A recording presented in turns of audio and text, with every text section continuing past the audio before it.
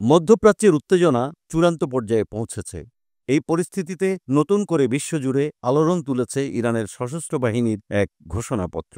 ফেসবুকে দেওয়া এক পোস্টে তারা জানায়, আমরা আবারও ইসরায়েলে হামলা চালাতে যাচ্ছি এবং এই হামলার দৃশ্য সারা বিশ্বের মানুষের জন্য সরাসরি সম্প্রচার করা হবে। ঘোষণায় বলা হয়, আগামী প্রতিক্রিয়া হবে আরও বেশি শক্তিশালী, বিস্তৃত ও দর্শনীয়। বিশ্বের সবাইকে আমরা আহ্বান জানাচ্ছি, ঘটনাটি সরাসরি দেখার জন্য প্রস্তুত থাকুন। ইরানি রাষ্ট্রীয় গণমাধ্যমগুলো বার্তাটি দ্রুত ছড়িয়ে দেয়। বিশ্লেষকদের মতে এই ঘোষণার মাধ্যমে ইরান শুধু ইসরায়েল নয়, বরং যুক্তরাষ্ট্র ও তাদের পশ্চিমা মিত্রদেরকেও সরাসরি চ্যালেঞ্জ ছুড়ে দিচ্ছে। ধারণা করা হচ্ছে, মার্কিন সামরিক স্যাটেলাইট ও ড্রোন প্রযুক্তির প্রতিক্রিয়া পর্যবেক্ষণ করেই পরবর্তী কৌশল নির্ধারণ করতে চায় তেহরান। এদিকে ইসরায়েল সরকার এখনও এই ঘোষণা নিয়ে সরাসরি কোনো মন্তব্য করেনি।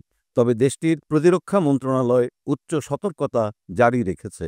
প্রতিরক্ষা বাহিনীকে সর্বোচ্চ প্রস্তুত থাকতে নির্দেশ দেওয়া হয়েছে।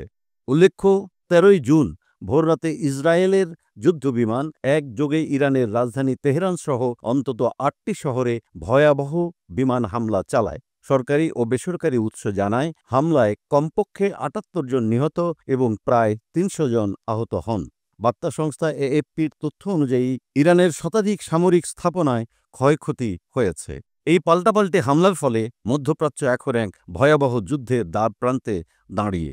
বিশ্ব সম্প্রদায় উদ্বেগের সঙ্গে পরিস্থিতি পর্যবেক্ষণ করছে, আর ইরানের এই লাইভ হামলার আমন্ত্রণ নতুন করে সংঘাতের মাত্রা আরও বাড়িয়ে দিচ্ছে বলে মত আন্তর্জাতিক বিশ্লেষকদের।